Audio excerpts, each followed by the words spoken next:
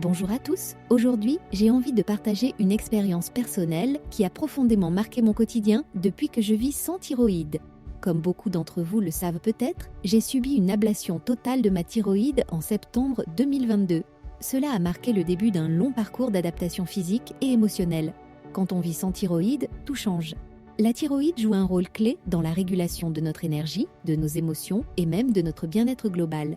Sans elle, chaque jour peut ressembler à un véritable défi. Des sautes d'humeur imprévisibles, une fatigue qui semble ne jamais s'estomper et parfois ce sentiment d'être un peu à côté de soi-même. Pour ne rien vous cacher, il y a eu des moments où je me sentais submergée. Malgré un traitement hormonal adapté, il manquait quelque chose pour m'aider à retrouver un équilibre émotionnel. C'est alors que je me suis tournée vers une piste naturelle qui revenait souvent dans mes recherches, le magnésium. J'ai décidé de me lancer dans une cure de magnésium, mais pas de n'importe quelle manière. Je savais qu'il était indispensable de commencer par vérifier un élément fondamental, mon taux de TSH. Si vous vivez sans thyroïde, vous savez que la TSH est un indicateur clé. C'est elle qui permet de savoir si votre traitement hormonal est correctement dosé.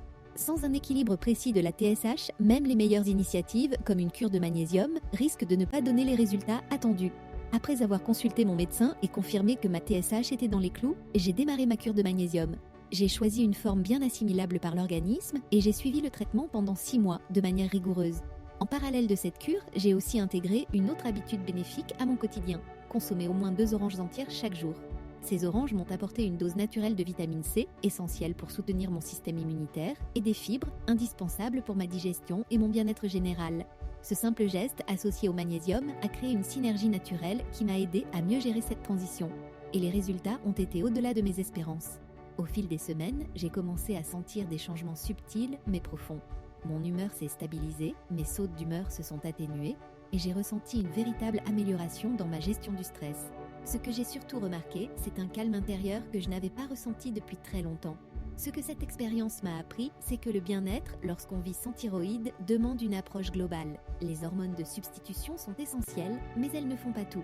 Il faut aussi explorer des pistes complémentaires comme des solutions naturelles, tout en s'assurant que ces démarches sont adaptées à votre situation médicale. Je sais que chaque personne est différente et ce qui a fonctionné pour moi ne conviendra peut-être pas à tout le monde. C'est pourquoi je tiens à insister. Avant d'essayer une cure ou tout autre complément, il est crucial d'en parler avec votre médecin, de vérifier votre TSH et de vous assurer que votre corps est prêt pour ce type d'ajustement. Et vous, avez-vous déjà essayé le magnésium, augmenter votre apport en vitamine C ou adopter d'autres approches naturelles pour mieux vivre sans thyroïde? Si oui, je serais ravie de lire vos retours d'expérience. Si vous avez des questions ou des doutes, n'hésitez pas à les poser en commentaire. Nous sommes nombreux à vivre sans thyroïde, et bien que ce soit une aventure parfois difficile, nous avons aussi cette chance de pouvoir nous soutenir et apprendre les uns des autres. Prenez soin de vous et souvenez-vous, vous n'êtes pas seul dans cette aventure. Ensemble, on avance.